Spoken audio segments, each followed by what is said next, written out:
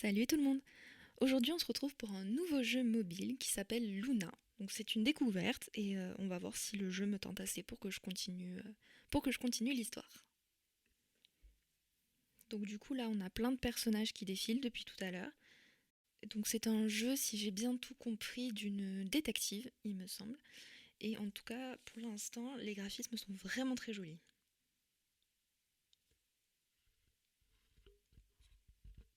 Petite cinématique.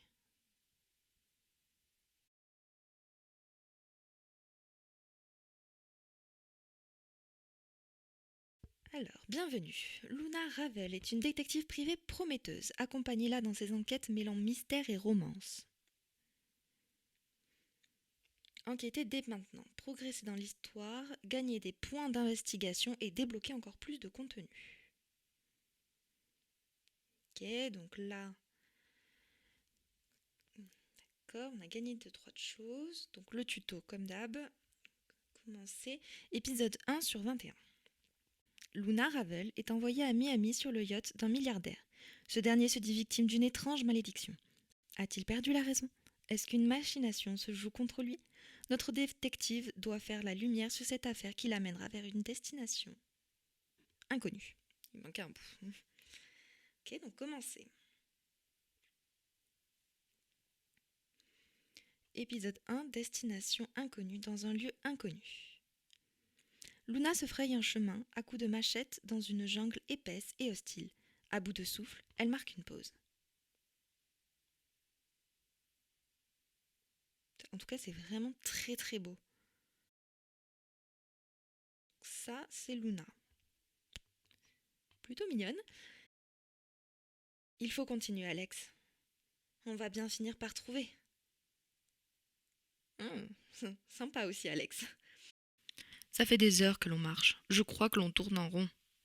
Nous sommes déjà passés par là, j'en suis sûre. Je commence à fatiguer. Est-ce que tu tiens le coup, toi?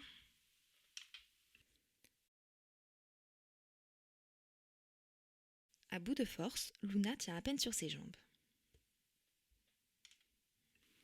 On devrait rebousser chemin avant qu'il ne soit trop tard. Impossible. Les autres comptent sur nous, on ne peut pas les abandonner.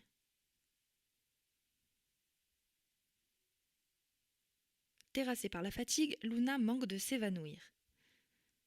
Alex parvient à la rattraper in extremis. Luna!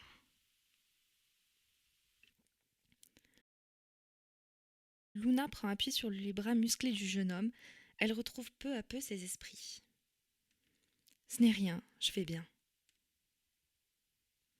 Serrée contre son torse, Luna sent le cœur d'Alex battre à toute vitesse. Tu m'as fait peur, Luna.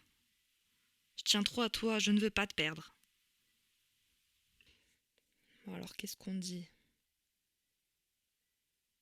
Bah merci d'être là pour moi. Merci d'être là pour moi. Je n'ai pas hésité une seconde à te suivre, Luna. Il a un petit côté surfeur. Mais là, c'est vraiment imprudent. La jungle ne veut pas de nous. Nous sommes proches du but, je le sens. Mais moi aussi, j'ai peur de ce qui nous attend.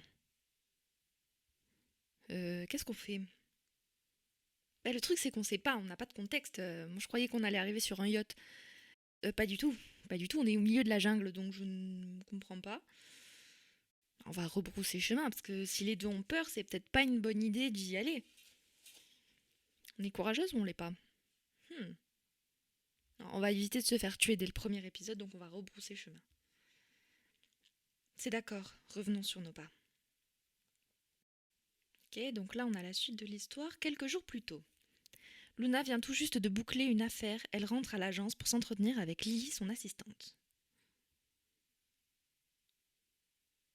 Ok. Lily, tu peux archiver le dossier Argenteus Papers. J'ai trouvé qui détournait l'argent des clients. Génial! Mais c'est une assistante qui a 12 ans, Lily. Comment tu t'y es prise? attends, laisse-moi deviner. Tu es allé à la réunion secrète du groupe Future Finance et tu as utilisé ton don sur chacun des membres. Tu leur as fait avouer leurs secrets un par un. Emportée par son imagination, Lily se lance dans une imitation de Luna. Vous allez tous me dire ce que vous cachez. Bam! Je n'ai pas changé de slip depuis 15 jours. Toi là-bas, c'est ton tour. Non, s'il vous plaît. Bam! J'ai détourné 7 millions sur un compte offshore au Caïman. Alors, ça s'est passé comme ça? Tu sais très bien que non. Je peux pas enchaîner mon don sans risquer de m'évanouir.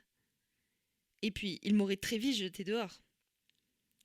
J'imagine du coup que tu as épluché les échanges de mails que j'ai extraits et que tu as réussi à craquer le langage codé. Exactement. La secrétaire m'a donné un coup de main quand je lui ai annoncé qu'ils avaient l'intention de la virer. Beau boulot. Luna s'approche de son recoin favori du bureau. Sur les 40 étages de l'immeuble Future Finance, pas une seule machine à café. La direction a interdit aux employés d'en boire et il paraît que ça nuit à leur productivité. Ces gens sont fous. Je suis contente de ne pas avoir à y retourner.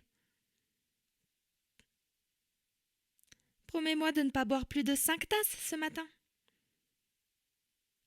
5? Je ne vais jamais tenir la journée.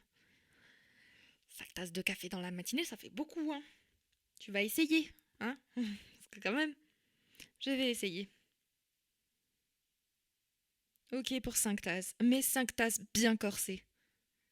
C'est le minimum pour travailler d'ailleurs. Est-ce que l'on a une nouvelle affaire? Oui. J'ai reçu un appel de Joey, ton vieil ami de Fitchburg. Joey? Qu'est-ce que je peux pour lui? Une connaissance à lui a besoin de service d'une détective. Prête à t'envoler pour Miami? Ça a l'air d'être une sacrée bosseuse, donc le tour à la plage, je suis pas convaincue. Je dirais plutôt la réponse 2. Est-ce que j'ai déjà refusé une enquête? Jamais.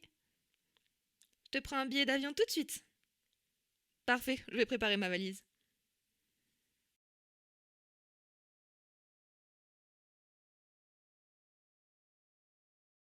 Dans l'avion, tandis qu'elle survole l'océan Atlantique en direction de Miami, Luna se perd dans ses pensées. Un ami de Joey a besoin de mon aide.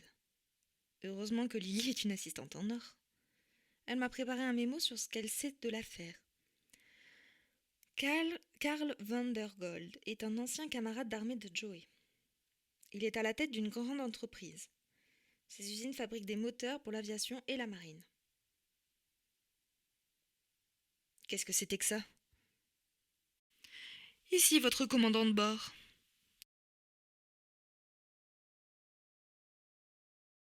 Nous survolons actuellement le triangle des Bermudes. L'avion subit quelques turbulences. Le triangle des Bermudes? Des légendes racontent de des avions et des bateaux y disparaissent mystérieusement. Les gens sont prêts à croire tout et n'importe quoi. Une fois les turbulences passées, Luna se replonge dans ses notes. Depuis plusieurs mois, les machines de Karl Vandergold se dérèglent sans explication. Il pense être victime d'une malédiction. Une malédiction? Ce Karl a beaucoup trop d'imagination. Je comprends mieux pourquoi Joey souhaite que j'aille le rencontrer.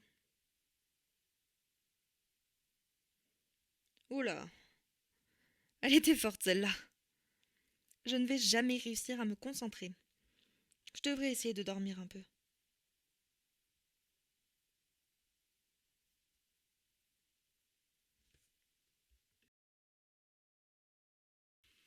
Ici votre commandant de bord. Nous entamons notre descente vers l'aéroport international de Miami. Le temps est dégagé et il fait 31 degrés au sol. L'atterrissage est prévu pour 11h43, heure locale. Nous espérons que vous avez passé un agréable voyage en notre compagnie. Miami, me voilà.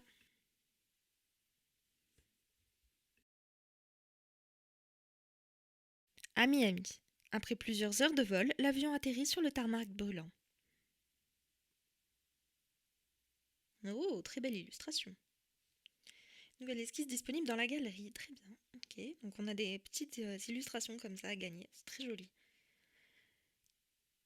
Toute juste sortie de l'aéroport, Luna saute dans un taxi et se rend à l'adresse indiquée par Lily. Elle se retrouve sur le port.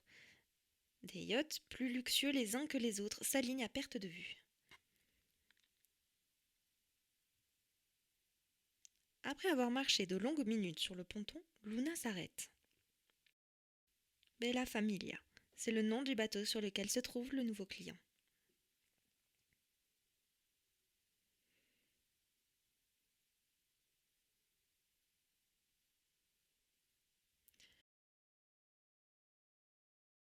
Alors que Luna monte sur le pont du bateau, un jeune homme sort de la piscine et va à sa rencontre. Salut, tu dois être Luna Ravel ?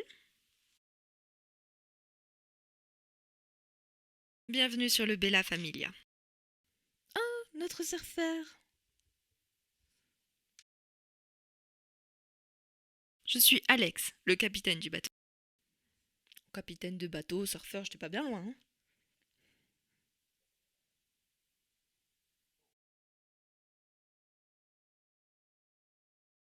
C'est quoi, elle a... Oui, il fait chaud à Miami. Ok, donc elle a flashé dessus direct. Très bien. Ressaisis-toi, Luna.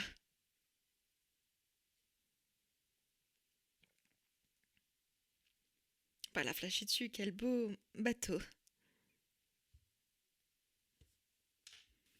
N'est-ce pas ? 60 mètres de long, coque en aluminium renforcé, moteur de 22 000 chevaux, vitesse de croisière de 22. C'est ce qui se fait de mieux. Idéal pour s'évader en mer. Je me voyais pas trop lui dire « T'es jeune pour être un capitaine ?» en mode on le décrédibilise alors que pas du tout quoi. Alors que les deux jeunes gens discutent, une silhouette longiligne se glisse derrière Luna et vient se planter devant Alex.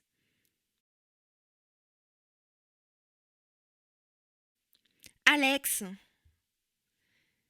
il n'y a plus de glaçons pour mon martini. C'est charmante. Qu'est-ce que tu attends ? Va m'en chercher, tout de suite. Relax, Shirley. J'étais occupée à accueillir Luna Ravel, la détective qui va venir en aide à ton mari. Ok, donc il est suffisamment proche de la famille pour tutoyer la femme de son patron, si j'ai bien compris. Ok. Mais qu'est-ce que j'en ai à faire ? Mes glaçons. La femme va s'allonger sur une chaise longue sans même daigner jeter un regard à Luna. J'adore la tête qu'elle tire. Qui était-ce ? C'est Shirley, l'épouse de Karl Vandergold, le propriétaire du navire. J'espère que le mari est plus sympathique. La première, clairement. Elle a l'air charmante. Elle a son style.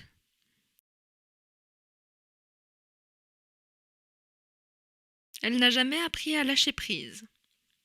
Laissez couler. Lui servir des boissons ne fait pas partie de mes qualifications. Mais il faut bien que je m'exécute pour garder mon job.